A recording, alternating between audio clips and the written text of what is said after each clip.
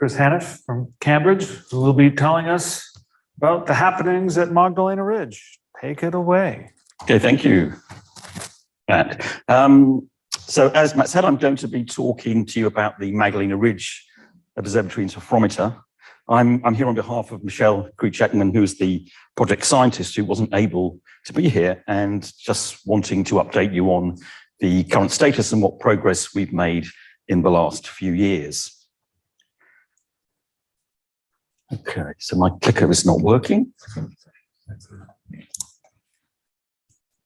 Okay, so for those who may not be familiar with this project, albeit it's been going on for a long time, the MRO interferometer is based at the Magdalena Ridge, just outside of Socorro, overlooking the VLA, on a site that's at 10,500 feet, and it's run by the New Mexico Institute of Mining Technology, and they support two facilities there. One of them is a 2.4 meter telescope, which is the telescope you can see up here, which is used mainly for asteroid research, and some DoD work. And then the other facility is the interferometer, which is an optical and near-infrared interferometer based on this large flat part of the ridge. You can see in the bottom left of the photo there. In terms of the design of the system, let me just get rid of this.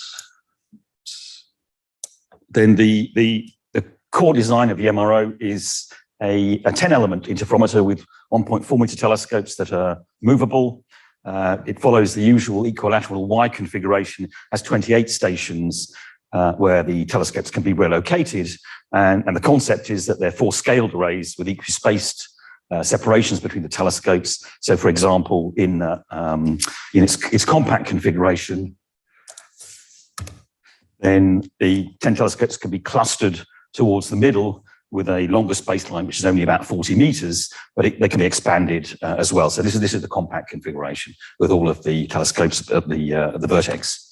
And the shortest space line, 7.8 meters, longest one, 357. So very similar to NPOI and CHARA in that dimension. Operation from R band through to K band, and separate fringe tracking and science beam combiner tables, and also allowing the light that isn't being used for fringe tracking to be used for multiple combiners. So there are multiple tables there for multiple science combiners.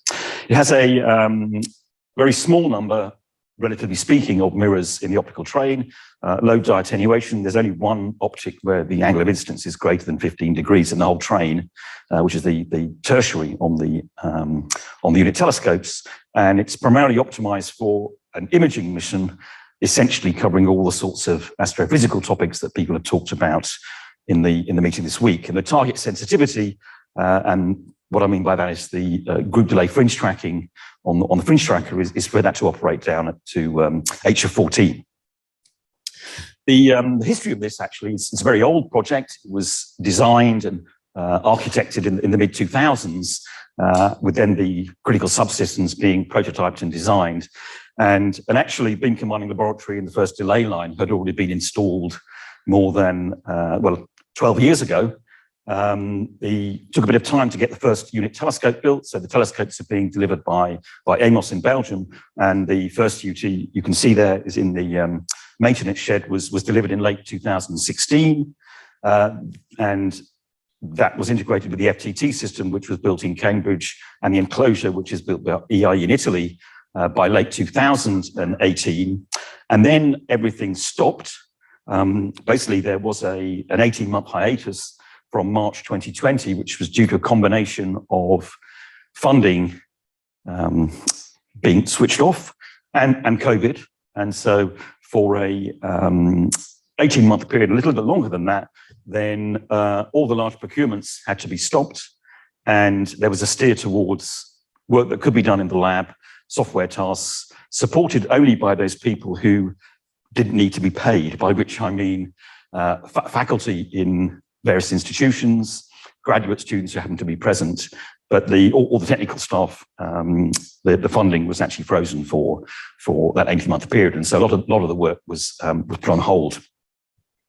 So really what I want to talk about today is just talk a little bit about what was done in that fallow period and then update you on what's going on this year and what the timeline is for the next couple of years. So during that fallow period, we did manage to do a few things. So the mirrors for all the telescopes not quite completed. The M2s and M3s have been fabricated and polished for all 6 telescopes, and blanks have been purchased for six telescopes. The second primary mirror was finished polishing during the fallow period. The third primary mirror was in the middle of being polished, and so that's currently halfway through polishing. Software work continued in Cambridge, so that the software framework for the communication between the subsystems is now complete. So, for example, single controls can tell a telescope to go to a target, can lock up the FTT system and then tell the delay lines to go to the right place. And so that inter-system communication's been demonstrated and validated. We spent some time characterizing the vacuum beam relay system. You can see here the vacuum pipes from the core of the vertex of the array go back into the delay line building. And so there we were interested in characterizing the thermal creep of the exterior optics during the daytime and then nighttime as they cool down. And so we got that sorted out. And we built the second delay line trolley in Cambridge. So that is now ready to be just finally tested and then shipped to New Mexico. And the other activities included prototyping the automated alignment system, which then corrects for the thermal creep of any optics outside and inside during the night. And so that hardware was prototyped. You see here some of the parts of it. Top right is the reference source, which is used to project beams out from the beam combiner building into the beam combiners and simultaneously out to the unit telescopes. There are also pilot sources at the unit telescopes, which send beams in, which then compare to the ones from this reference source, and also the pop-up quad cells, which are used at various places in the optical path for aligning the tray. And then the final piece of work that we were able to complete, courtesy of one of our unpaid laborers, so that's Dan sitting at the front, was we designed and assembled and we tested the First Light science beam combiner. So this is a 3-beam image plane combiner that uses a Saphira and an ESO controller and operates simultaneously at a JH&K at sort of lowish spectral resolution. The target for this working in its first incarnation out of the box is 11th magnitude in any of the JH&K bands. The funding status now for MRO, having had a 2-year period when the money was completely turned off, is that Tech have secured a 30 million DoD contract with the Air Force Research Lab, and that started in October of last year. And the way that they managed to sell that is to respond to interest in so-called space domain awareness, imaging of geo assets that the DoD are interested in. And so they're interested in machines that can indeed take photos of their satellites and other people's satellites. But the utility of that interest is, of course, that what they really need is a machine for doing rapid imaging of faint and complex sources, which happen to be not dissimilar in brightness to all the astrophysical sources that we're used to looking at. And so there's a match between those two sets of desiderata, which actually don't need the design of the interferometer to be altered at all. And so the contract over the next 5 years supports the delivery of 3 telescopes and beam trains and a fringe tracking beam combiner, as well as a science beam combiner. And of the 30 million, Tech have received 12.2, and they're currently waiting for the next tranche of funds so that they can get the 3rd telescope, which is part built at Amos, completed, and the 3rd enclosure as well. So the schedule for the activity then over the next 5 years, well, this is a busy chart, so I don't really want you to look at that in any detail, but there's a initially 2-year period of procurement and installation of the hardware, and then a 2.5-year period where various demonstrations and initial science will take place. And some of the key dates in there, first fringe is either 4th quarter of this year or up to the 2nd quarter of next year. All depends on the weather in the wintertime. Currently, the 2nd telescope is being factory tested in Belgium, and it'll be shipped Thereafter, we're waiting on the enclosure to arrive. And then depending on the weather, we may or may not get first fringes at the end of this year. 3 telescope measurements we'll have to wait till the third telescope's delivered, and that's not scheduled until the end of next year. And then some of the key milestones that we're interested in, which will demonstrate capabilities that are useful for astronomical observations, are baseline bootstrapping with 3 telescopes, and then first science data. Of course, the Air Force are interested in securing fringes on geo objects in the meantime. Okay, so what are we doing this year? In Cambridge, we're fat testing the second delay line trolley before shipping it out. We started building the second FDT system to install on the second telescope. At Tech, this summer they will install another 6 foundation pads, so that the 17 in the core of the array are all completed, and they'll install the beam relay infrastructure, all the vacuum pipes and steering cans for the first 3 telescope tests in the core. They're installing the combiner tables in the optics lab so we can have multiple combiners running and switch yards simultaneously. They're currently machining the vacuum pipes and parts for the second and third delay lines. So they run in the long delay line building in these 14-inch vacuum pipes, so they're being prepared at the moment. And the automated alignment system for the first beam line is being fabricated in Cambridge as we speak, and then will be installed towards the end of this year. And optics for the second and third beam lines and all the interior optics are being purchased.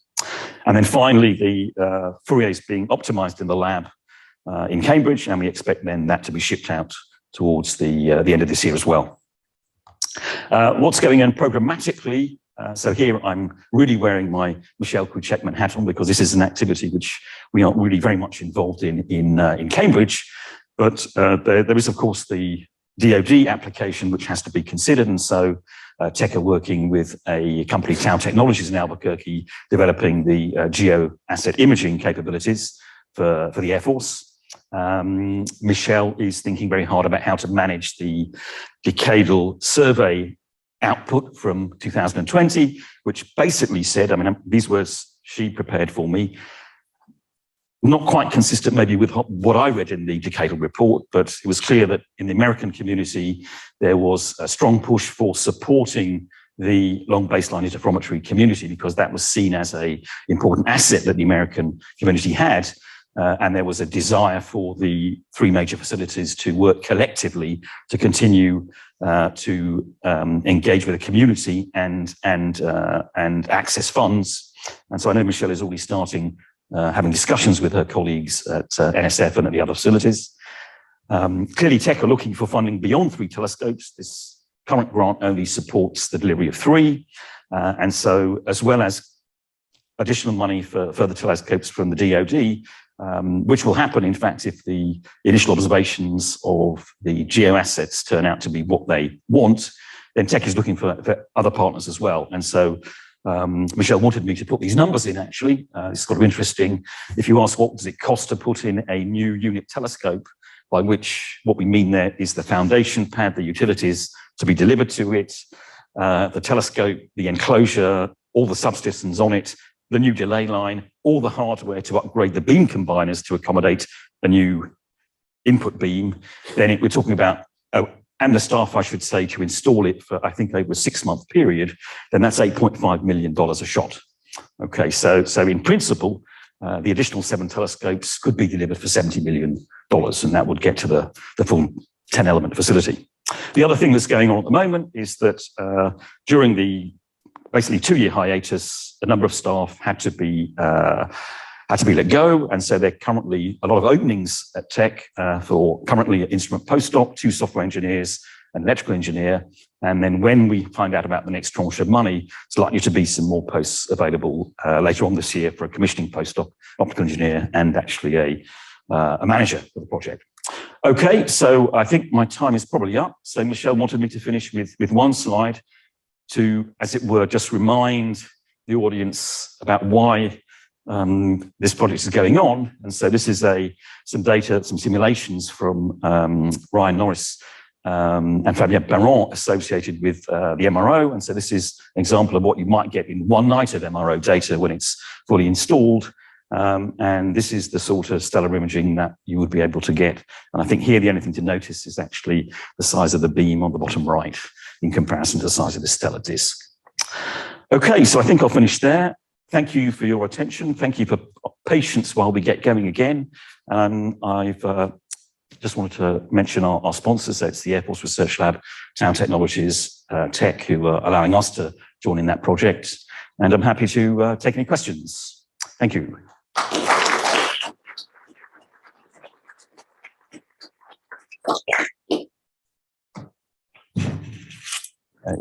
Okay, I can't see thank you, any Chris. hands. Are there any questions here? Gail. Gail has a question. Hi. Okay. Hi, this is Gail Schaefer from Char Array. So my question is, when in your timeline do you think you'll go from commissioning at short baselines to finding fringes on long baselines? Okay, so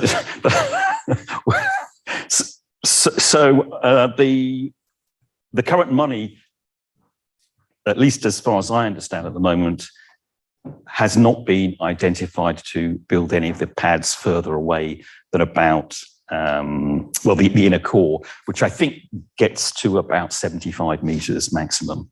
I don't know whether all of this, in fact, can be changed over the next year or two. But I haven't heard any discussions about populating any of the distant pads, although the land is graded all the way out there, and so that could be done.